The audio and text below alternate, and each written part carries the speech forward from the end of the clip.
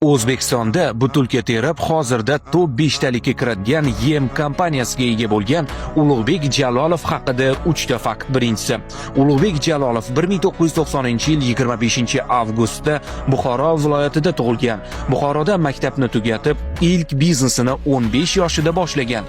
U butulka terib sotib, 6 yil davomida pul topgan va butun umr butulka teramanmi degan o'ylovni to'xtatish uchun $20,000 yig'ib 500 ta tovuq va yem biznesiga kirib kelgan. Ikkinchisi, hozirda u yem sohasida yiliga 240,000 tonna yem ishlab chiqarishga erishgan. Kompaniyaning yillik aylanmasi taxminan $15 million ni tashkil qiladi.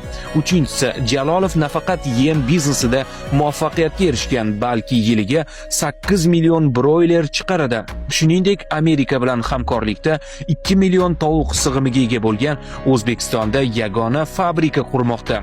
Mashhurlar va millionerlar haqida ma'lumot olish uchun Millionerlar klubiga obuna bo'ling.